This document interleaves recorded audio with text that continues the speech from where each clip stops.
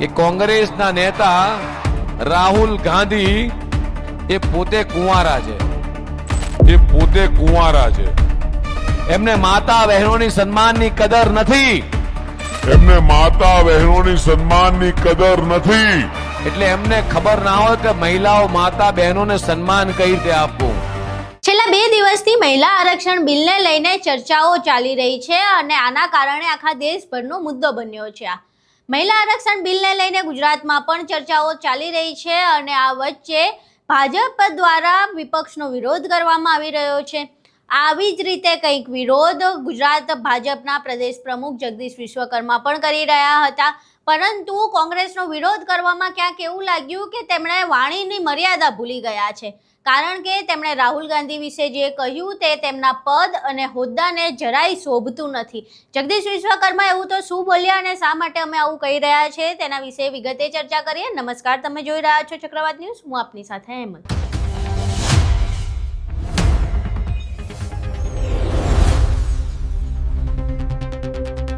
મહિલા આરક્ષણ બિલને લઈને જગદીશ વિશ્વકર્મા એક જાહેર સભામાં વાત કરી રહ્યા હતા અને આ સભા દરમિયાન તેમણે વાણીની મર્યાદા ભૂલ્યા છે।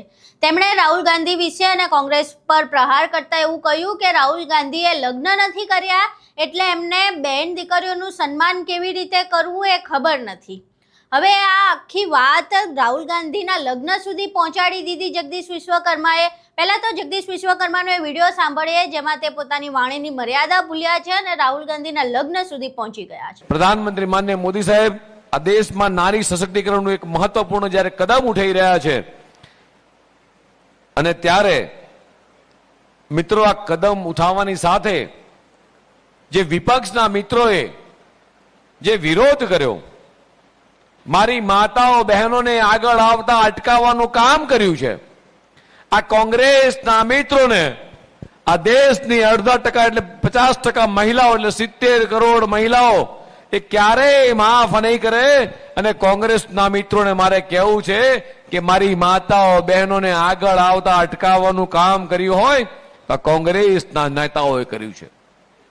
જે કામ કાલે યશસ્વી પ્રધાનમંત્રી પોતાના ભાષણમાં કહેતા હતા કે જે કામ 20-25 વર્ષ પહેલા થવું જતું હતું એ કામ કરવાનો અવસર યોગ્ય સમય જ્યારે આજે પાક્યો છે ત્યારે એમાં એ રોડા નાખવાનું કામ, અટકાવવાનું કામ, પ્રજાને ભરમાવાનું કામ, જુઠ્ઠું બોલવાનું કામ અને મારી સામે બેઠેલી માતા બહેનોને આ મંચ ઉપર આવતા રોકવાનું કામ કર્યું હોય તો આ મિત્રો કોંગ્રેસે કર્યું છે। જે રીતે અહીંયા આ મંચ ઉપર માત્ર 2 કે 3 બહેનો બેઠી છે, મોદી સાહેબની અને ભારતીય જનતા પાર્ટીની પરિકલ્પના છે કે વિધાનસભાની અંદર અત્યારે ગુજરાતની અંદર તાલુકા પંચાયત, જિલ્લા પંચાયત હોય, નગરપાલિકા, મહાનગરપાલિકાની અંદર આપણા શહેરી વિકાસ મંત્રી બેઠા છે, 50% તો મહિલા અનામત અહીંયા આપ્યું છે, પણ વિધાનસભા અને લોકસભાની અંદર મારી માતાઓ બહેનોની સરખી ભાગીદારી રહે।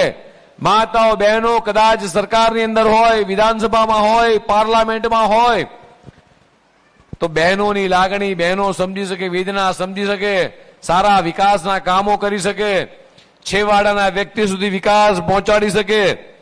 અને એટલા માટે આ મહિલા નારી વંદન અધિનિયમ લાવવાનો પ્રયાસ જે કર્યો, પણ કોંગ્રેસના મિત્રો જે રોડા નાખ્યા છે, આવનારા દિવસોમાં અહીંયા પણ 33% મહિલા બેઠી હોય આ સ્વપ્ન એ કદાચ કોઈએ જોયું હોય તો આપણા પ્રધાનમંત્રી માનનીય મોદી સાહેબે જોયું છે।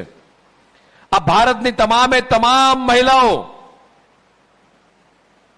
નો હાઈકરો ચોક્કસ કોંગ્રેસને લાગશે કે જે ભાગીદારીની અંદર ભારતના વિકાસની ભાગીદારીમાં જે બહેનોનો ફાળો હોવો જોઈએ એ અટકાવવાનું કામ કર્યું હોય તો કોંગ્રેસના મિત્રોએ કર્યું છે।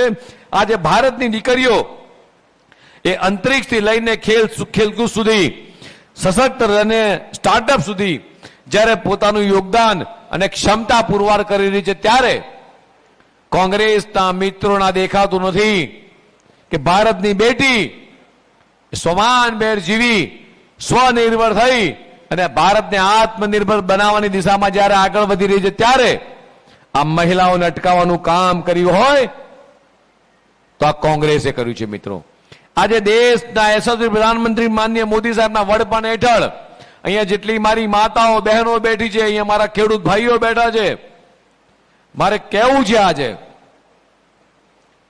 કે ડ્રોન દીદી હોય, લખપતિ દીદી હોય, ઉજ્જવલા યોજના હોય, આપણા રાજ્યની અંદર પશુપાલન હોય, ડેરી ક્ષેત્ર હોય, આ ક્રાંતિની સફળતામાં આ ગુજરાતની પરિશ્રમી મહિલાનો ખૂબ મોટો ફાળો રહ્યો છે.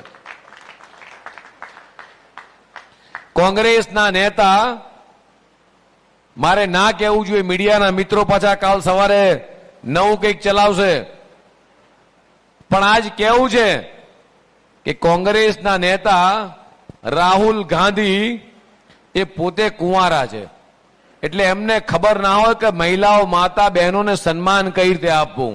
એમને માતા બહેનોની સન્માનની કદર નથી અને માતા બહેનોની ક્ષમતાની ખબર નથી કે એક માતા એ 100 શિક્ષકની ગરજ સારી શકે છે. એક માતા, એક પત્ની એ ઘરનું કેટલું મેનેજમેન્ટ કરી શકે છે એ રાહુલ બાબાને ખબર ના હોય, કારણ કે 4 ફેરા નથી ફર્યા.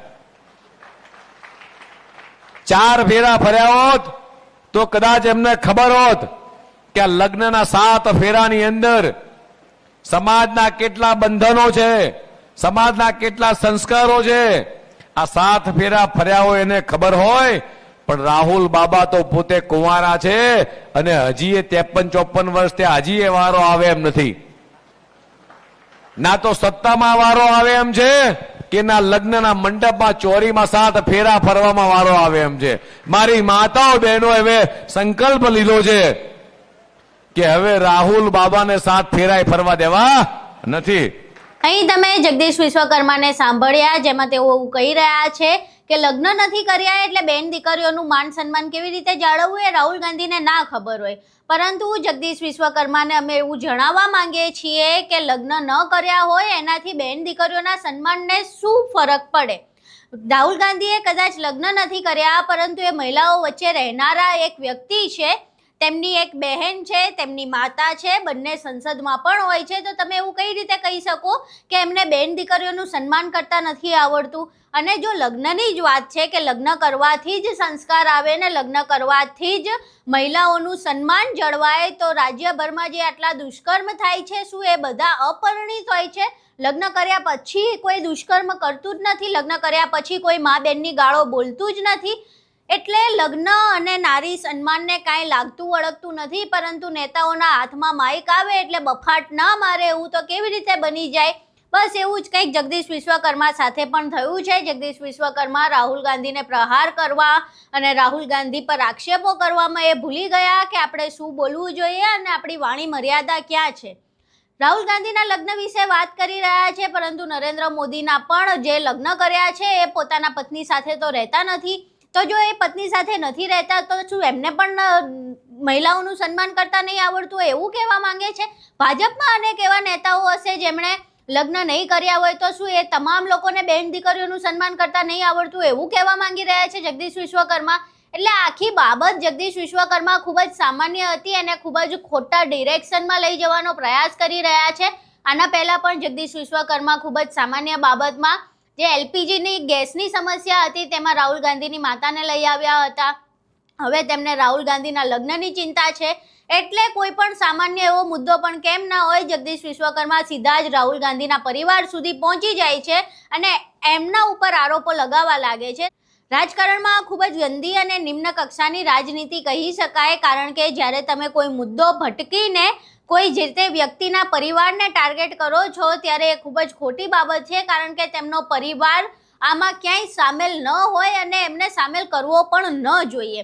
જોકે જગદીશ વિશ્વકર્માએ આ પહેલાં પણ રાહુલ ગાંધીની માતાને વચ્ચે નાખ્યા હતા, હવે તે તેમના લગ્ન વિશે આવી ગયા છે. એટલે ક્યાંક ને ક્યાંક એવું લાગી રહ્યું છે કે જગદીશ વિશ્વકર્માને મંચ ઉપર બોલતા પહેલાં થોડું વિવેક બુદ્ધિ વાપરવાની જરૂર છે. આખો વિડીયો જોયા બાદ તમને શું લાગે છે કે જગદીશ વિશ્વકર્મા જે બોલ્યા છે તે કેટલું યોગ્ય છે અને તેમને જે બોલ્યા છે એ વિશે તમારું શું માનવું છે? તમારા મંતવ્યો અમને કોમેન્ટ બોક્સમાં જરૂર જણાવજો. વિડીયો પસંદ આવ્યો હોય તો વિડીયોને લાઇક કરજો, શેર કરજો અને અમારી ચેનલને સબસ્ક્રાઇબ કરવાનું ભૂલશો નહીં. નમસ્કાર.